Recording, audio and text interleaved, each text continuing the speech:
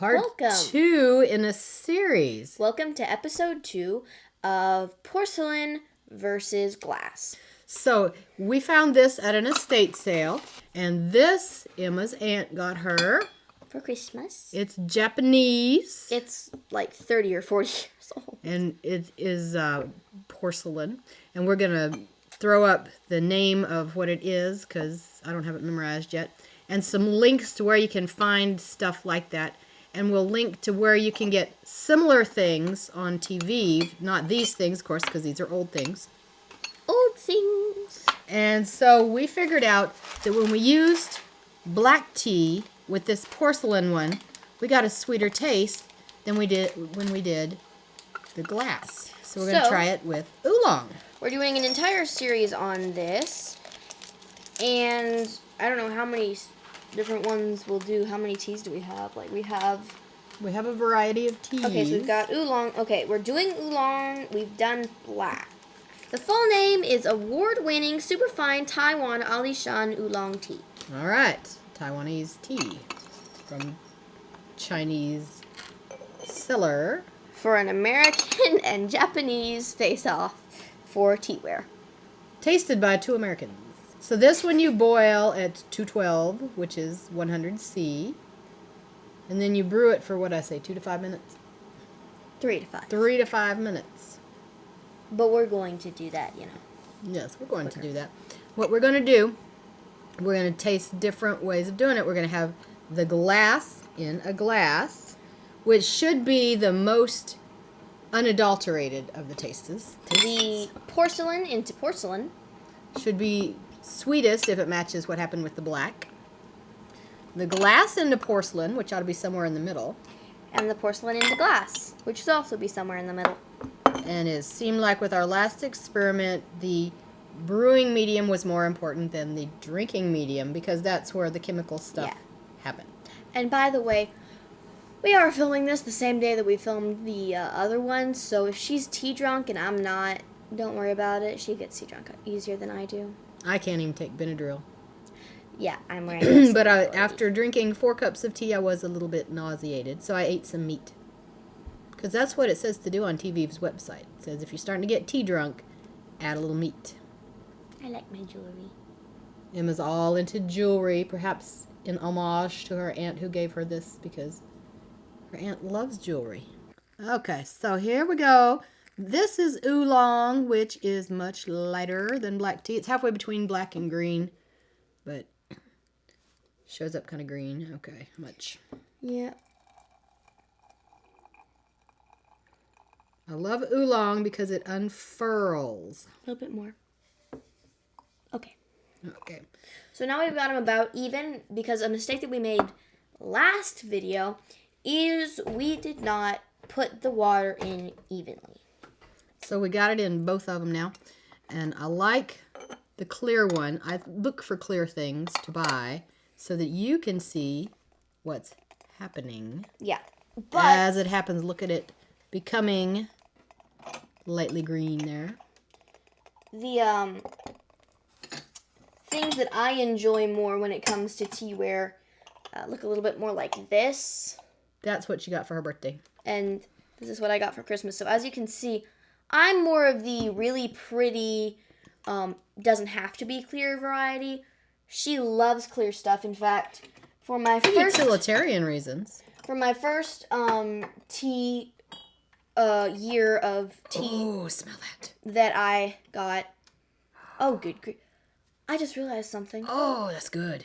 Technically, it's been over a year since we made our first video and published it. Mm-hmm. And it has been 2 years, technically, from 2020 to 2022, that we have been getting teas and teaware. Okay, then. But this, I got this in 2020. 2020. And it's a clear gun one. So yes, very useful. The clear stuff is the stuff that Mama's gotten, except for this. I collect teapots and I like blue and white. Yeah, she started collecting teapots a long time ago. Mm-hmm. Like, this one is our cream container. I think before I was drinking tea, I just like the shape. I like that rounded, bulgy shape. So yeah, we've got a bunch of different teapots, and sometime in the next 2 or 3 years, we might get a clay teapot Yes, we'll have to work on that. and do like a clay versus porcelain versus glass. Metal teapots. Oof, don't. Do if you're We do have we have metal teapots. we do, but we don't use them that much anymore. We mostly don't brew in them. The only metal that we currently use in our tea setup is that guy. Oh, and that's just to boil the water. And if you Metal guys is a good conductor. if you guys would like, we can start like putting our setup in the description. Like what we used? Yeah. Yeah, we can do that. Because like we don't say what we use to heat our water every time and stuff like that. Yeah, we can do that. We should start doing that. That would be lovely. A lot of people do that. Okay, so I want you to see these lovely, lovely leaves and how big they're getting. They were little balls and now they're big old leaves. Okay, let's smell them in both here. Okay. Now, while we're doing this, I want to point out a few pros and cons of each of these teapots. A con, Vegetal. Ooh. a con of this teapot is that the filter is embedded here. There is not a filter that comes with it. So you are going to get tea leaves coming through into your glass. Not with oolong. Not with oolong, but with Oolong most is huge. teas, you're going to get some debris, and you might even get some debris in oolong. But Now smell both of those. They already smell different. a con, And be very careful. but the con of this one is you really don't have that much of a brewing space unless you fill it all the way up to the top. This one you have to be aware of how much water, because see, So really, it's not perfect brewing in either of them, but if I were to choose one to brew in, I would choose this one. this one I smell more of the oolong. This is much stronger smell than that. Now, that one's way down there. Now, another thing is handles. This guy, I love this handle. I am in love with it, and I've only had it for a week now. I am in love with it because instead of being connected to the pot and holding all of the heat and being so close that when I hold it with my massive hands that are larger than my mother's, It's got big hands. when I hold it, my knuckles brush against this, and then I have burnt knuckles for the rest of the day. Yeah, it's a little hot for me to hold it too. So this one, I don't burn anything when holding it, but It's this a one, nice. It's thick. It's long, and I believe it's hollow. yeah, And this one is just not hollow. I love the look of it. it's glass, so it's going to be a better heat conductor than this because this is technically rocks, stones. But as I have learned in my 6th grade science class, this is a much better conductor of heat than this is. So this is going to get cold quicker, but this is going to heat up a lot faster. So this one is going to stay warm a lot more because it is not as good of a conductor. It's more of an insulator. All right, let's have some. So we got different things going on here. Okay, so I'll pour the porcelain and you pour the glass. Okay, Porcelain into porcelain. porcelain into porcelain. Let's do it by turn here. Porcelain into porcelain. Porcelain into porcelain. Porcelain into glass.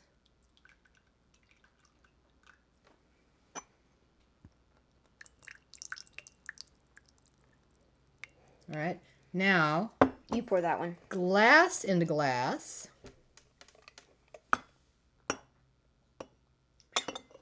Yeah, Very hot. very hot. So immediately, I like this one better. Glass into porcelain. Now looking at the color, I had to put more in this one so it is lighter color than the porcelain one. Now, and that is something that you have to think about when investing in a pot like this instead of a pot like this. But if you're going to do 20 ounces of tea, this is great. Grab your porcelain into glass. Smells nice. It's sweet.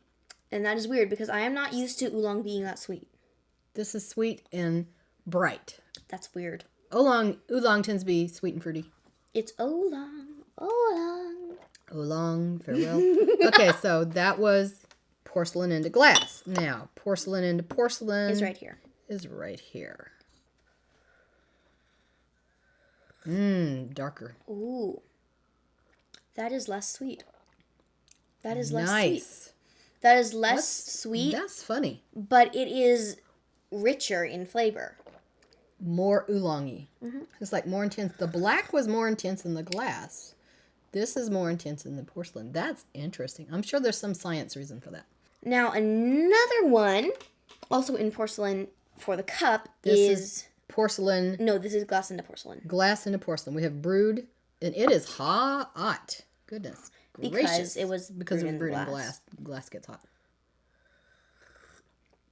And since this isn't a That's like vegetable soup. I since this like isn't a it. conductor, it's going to keep that hot. That the conductor kept in it.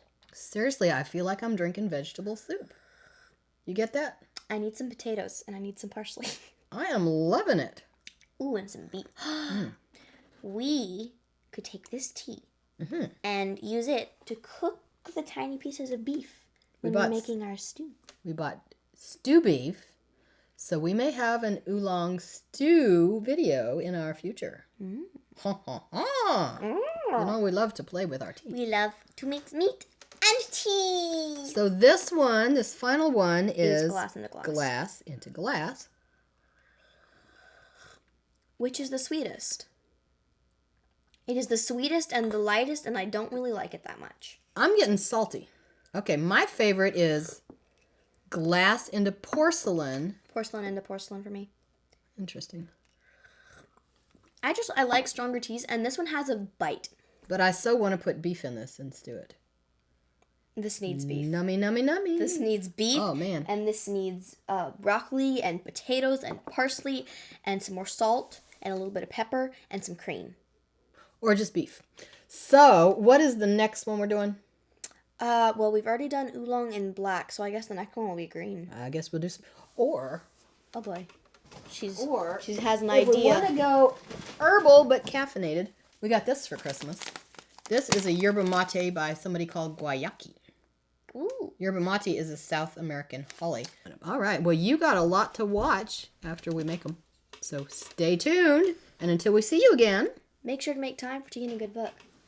and make some beef soup.